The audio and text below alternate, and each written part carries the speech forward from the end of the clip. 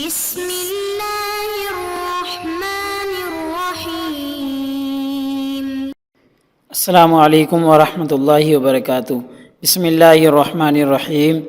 عزیز طلباء اکرام، ایم اے اسلامیات کے مضمون فقہ و اصول الفقہ کا آج ہمارا سبق نمبر 30 ہے، جس کا عنوان ہے کتب فقہ کا مختصر جائزہ۔ جیسا کہ آپ جانتے ہیں کہ ہماری یہ سیریز چل رہی ہے کتب فقہ کے مختصر جائزے کی، اور اسی جائزے کی ایک کڑی جو ہے وہ آج کی ہماری کتاب ہے، جس کا نام ہے بدایۃ المجتہد۔ انشاءاللہ آج کے اس سبق میں ہم بدایۃ المجتہد اور اس کے مصنف کا مکمل تعارف دیکھنے کی کوشش کریں گے۔ نیا سبق شروع کرنے سے پہلے ہم پچھلے سبق یعنی سبق نمبر 29 کا خلاصہ دیکھتے ہیں کہ پچھلے سبق میں ہم نے مصنف کا صاحب ہدایہ کا تعارف دیکھا تھا، اور ساتھ میں ہم نے ہدایہ کتاب جو ہے اس کا تعارف مکمل ہم نے تفصیلاً پڑھا تھا، جس میں ہم نے کتاب کا آغاز کب کیا اور اس کو کتنا عرصہ لگا لکھنے میں، اور ایسے ہی ہم نے ہدایہ کے مشتملات دیکھے تھے کہ ہدایہ کے موضوعات اور ہدایہ کن کن چیزوں پر، کن کن کتابوں اور ابواب پر مشتمل ہے۔ ایسے ہی ہم نے ہدایہ کی جو اہم بحث تھی ہدایہ کے تعارف میں، وہ یہ تھی کہ مسائل اور دلائل دینے میں ہدایہ کا اپنا ہی ایک اسلوب ہے۔ اس کو ہم نے تفصیلاً ذکر کیا تھا کہ ہدایہ صاحب ہدایہ مسائل کو ذکر کس طریقے سے کرتے ہیں، اور پھر دلائل دینے میں آپ کا انداز کیا رہا ہے، اور سب سے آخر میں پھر ہم نے ہدایہ کی خصوصیات کا ذکر کیا تھا کہ ہدایہ کی جو اہم اور ضروری خصوصیات ہیں ان پر ہم نے تبصرہ کیا تھا۔ اور انشاءاللہ آج کے اس سبق میں ہم مصنف کا ابن رشد کا تعارف پڑھیں گے، اور ان کی کتاب بدایۃ المجتہد کا مکمل تعارف دیکھنے کی کوشش کریں گے، اور بدایۃ المجتہد کتاب کی خصوصیات کیا ہیں انشاءاللہ ان پر تفصیلاً بات کی جائے گی۔ لہذا سب سے پہلے ہم مصنف کا تعارف دیکھتے ہیں، اور تعارف میں چونکہ سب سے پہلے نام و نسب دیکھا جاتا ہے، لہذا آپ کا نام جو اصل نام تھا وہ محمد بن احمد تھا، یعنی آپ کا نام محمد اور آپ کے والد کا نام احمد تھا، اور آپ کی نسبت اندلسی ہے، اور ایسے ہی آپ کی کنیت جو ہے وہ ابو الولید ہے، اور آپ مشہور و معروف ابن رشد کے نام سے ہیں، یعنی عموماً جو آپ کو یاد کیا جاتا ہے اور آپ کا جب تذکرہ کیا جاتا ہے تو ابن رشد کے نام سے آپ کو یاد کیا جاتا ہے۔ تو گویا آپ کا پورا نام یہ بن گیا محمد بن احمد بن محمد بن رشد اندلسی۔ آپ کی پیدائش 14 اپریل 1126 عیسوی بمطابق 520 ہجری میں ہوئی، یعنی ہم یوں کہہ سکتے ہیں کہ ابن رشد جو ہیں وہ 12ویں صدی کے مشہور ترین آدمی ہیں۔ اگر ہم آپ کی ابتدائی تعلیم کے بارے میں بات کریں تو آپ کا پورا خاندان جو ہے وہ پشت در پشت علوم اسلامیہ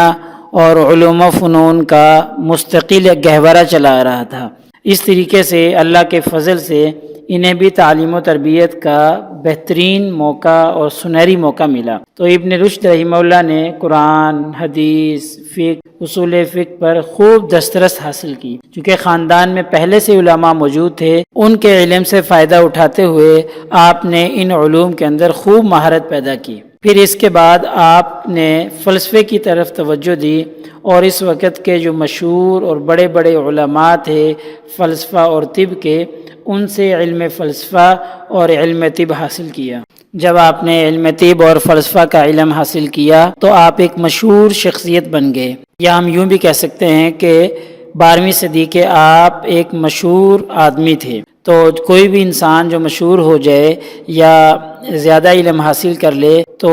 وہ حاسدین کے ظلم و ستم کا نشانہ بن جاتا ہے۔ تو اسی طریقے سے علامہ ابن رشد بھی حاسدین کی رقابت کا شکار ہو گئے، تو انہوں نے آپ کو بے دین اور ملحد قرار دے دیا، اور یہ بات بادشاہ تک پہنچ گئی۔ تو بادشاہ نے آپ کے لیے سزا تجویز کی کہ آپ کو جلا وطن کر دیا جائے۔ اس طریقے سے آپ کو جلا وطنی کی سزا سے گزرنا پڑا۔ لیکن بعد میں پھر جب حقیقت حال کھل گئی اور بادشاہ کو بھی یہ معلوم ہو گیا کہ وہ ملحد اور بے دین نہیں ہے، تو پھر خلیفہ منصور عباسی جو تھے انہوں نے ان کو واپس بلا لیا اور آپ کو سزا سے رہا کر دیا۔ آپ کے اوصاف میں سے ایک اہم وصف یہ ہے کہ آپ ایک مشہور فقیہ تھے اور دینی مسائل میں اجتہاد سے کام لیتے تھے۔ اسی طریقے سے آپ قاضی القضاء کے یعنی چیف جسٹس کے منصب پر بھی فائز رہے۔ اسی طریقے سے آپ کی جو شہرت ہے وہ فلسفہ اور طبی علوم میں زیادہ شہرت پائی جاتی ہے۔ ویسے آپ کمال کے محدث بھی تھے، نحو اور لغت پر بھی آپ کو دسترس حاصل تھی، اور اسی طریقے سے آپ کو اشعار بھی یاد تھے، اور انتہائی زیادہ با ادب، میٹھی زبان والے اور حجت کے قوی آدمی تھے۔ اور ایسے ہی آپ کا ایک وصف یہ بھی ہے کہ آپ جس بھی مجلس میں شرکت کرتے تھے تو باوضو ہو کر مجلس میں شریک ہوتے تھے، تو آپ کے ماتھے سے ہمیشہ وضو کے پانی کے جو آثار تھے وہ محسوس ہوتے رہتے تھے۔ اسی طریقے سے آپ مطالعہ بہت زیادہ کرتے تھے، بس دو ہی آپ کے کام تھے، ایک پڑھنا اور دوسرا لکھنا۔ تو آپ کے ہم اثر گواہی دیتے ہیں کہ آپ نے اپنی زندگی میں کبھی بھی رات کو پڑھنا نہیں چھوڑا، سوائے 2 راتوں کے۔ 2 راتیں ایسی تھی جن میں آپ نے نہیں پڑھا تھا، ان میں سے ایک رات وہ تھی جب آپ کے والد کا انتقال ہوا تھا، تو اس رات بھی آپ نے مطالعہ نہیں کیا تھا، اور دوسری رات وہ تھی جب ان کی شادی ہوئی تھی، اس رات بھی آپ نے مطالعہ نہیں کیا تھا۔ ان 2 راتوں کے علاوہ آپ ہمیشہ رات کے وقت مطالعہ میں مشغول رہتے تھے۔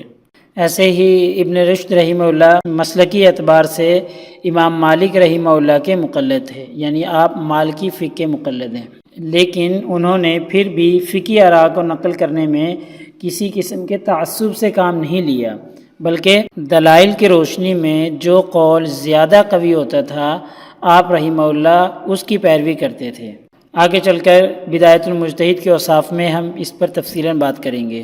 آپ رحمہ اللہ کی جو تصانیف ہیں وہ مختلف علوم، مثلا فقہ، طب، فلسفہ، اصول فقہ، علم نحو، فلکیات، یعنی ان جیسے موضوعات پر آپ کی کم و بیش 70 کتابیں ہیں، جن میں سے چند مشہور یہ ہیں: الکلیات ہے، یہ اصول طب کی کتاب ہے، بدایت المجتہد و نہایت المقتصد ہے، ایسے ہی تحافۃ التحافہ امام غزالی رحمہ اللہ کی کتاب تحافۃ الفلاسفہ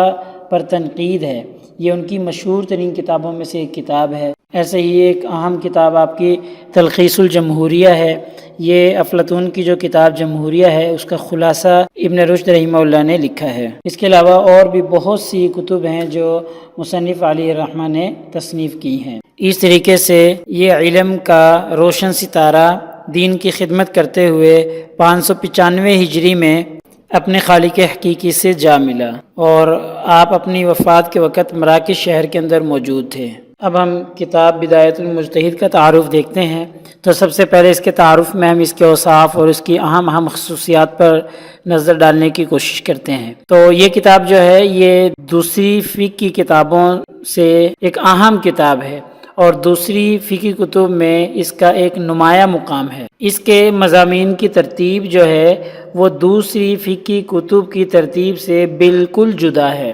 چونکہ ہم جانتے ہیں کہ عمومی طور پر فقہ کی جو کتب کی ترتیب ہوتی ہے وہ ترتیب یہ ہوتی ہے کہ مصنف سب سے پہلے کتاب الطہارت کو بیان کرتے ہیں اور اس سے متعلقہ مسائل کو ذکر کرتے ہیں،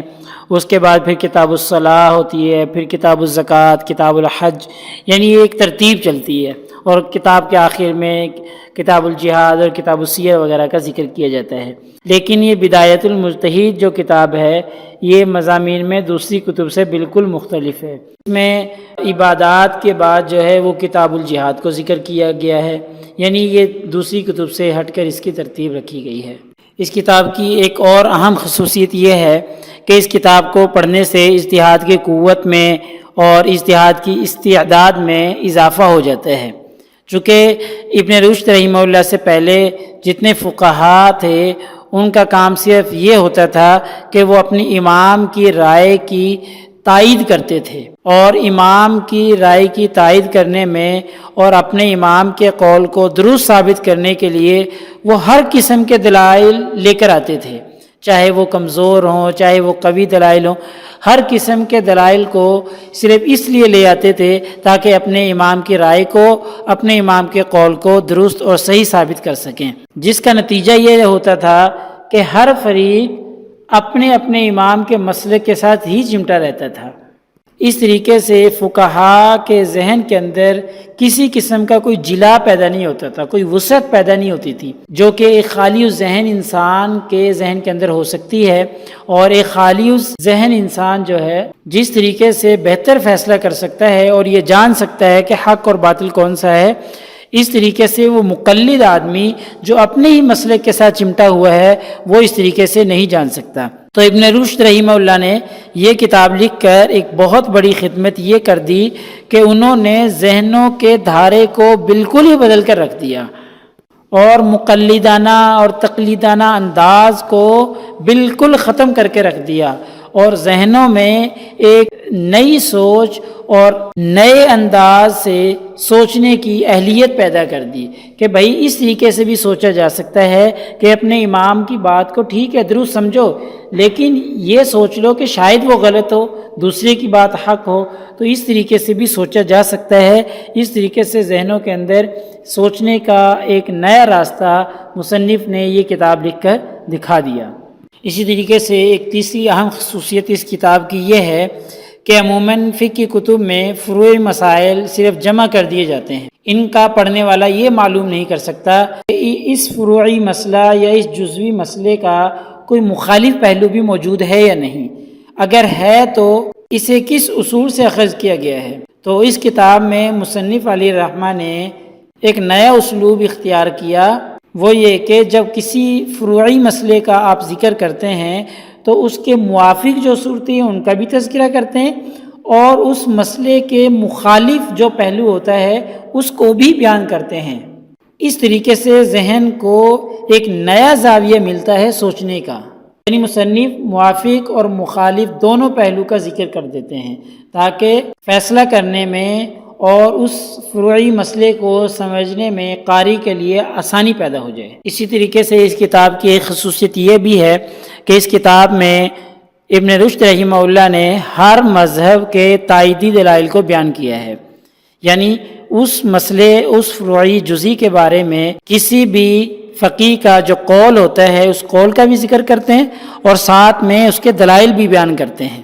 پھر یہ صورتحال بیان کرنے کے بعد آپ ان میں سے جو ترجیحی مذہب ہوتا ہے جو راجح قرار دیا جاتا ہے اس کی نشاندہی بھی کرتے ہیں، بتاتے ہیں کہ یہ مذہب ان تمام میں سے راجح ہے۔ اور اسی طریقے سے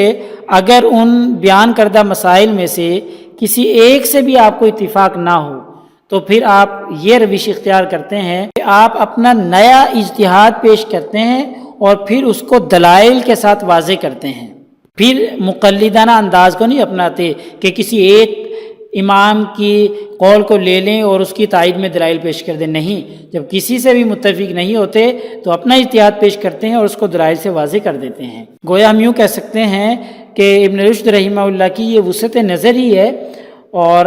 اس میں کیا کرتے ہیں کہ معروف اور غیر معروف ہر قسم کے ائمہ کے مذاہب کا ذکر کرتے ہیں اور پھر ان کے دلائل بھی بیان کرتے ہیں۔ ایسے ہی ایک وصف یہ بھی ہے، اور اسی بات کو ہم اس انداز سے بھی کہہ سکتے ہیں کہ یہ کتاب کسی بھی مسئلے کے بارے میں تمام بڑے بڑے ائمہ کرام، بڑے بڑے علماء کرام اور بڑے بڑے فقہاء کی آراء کا ایک انسائکلوپیڈیا ہے، چونکہ اس کے اندر تمام فقہاء کی اور تمام ائمہ کی آراء کا ذکر کر کے ان کے دلائل بھی بیان کیے گئے ہیں۔ ایسے ہی اس کتاب کا ایک وصف اور ایک خصوصیت یہ بھی ہے کہ یہ کتاب بیک وقت فقہ اور اصول فقہ کا ایک بہترین اور حسین امتزاج نظر آتی ہے۔ مصنف علیہ الرحمہ ہر مسئلے کے بارے میں اس کا اصولی جو قاعدہ ہوتا ہے اس کا بھی تذکرہ کرتے ہیں کہ یہ مسئلہ کس اصول کے تحت قرآن و حدیث سے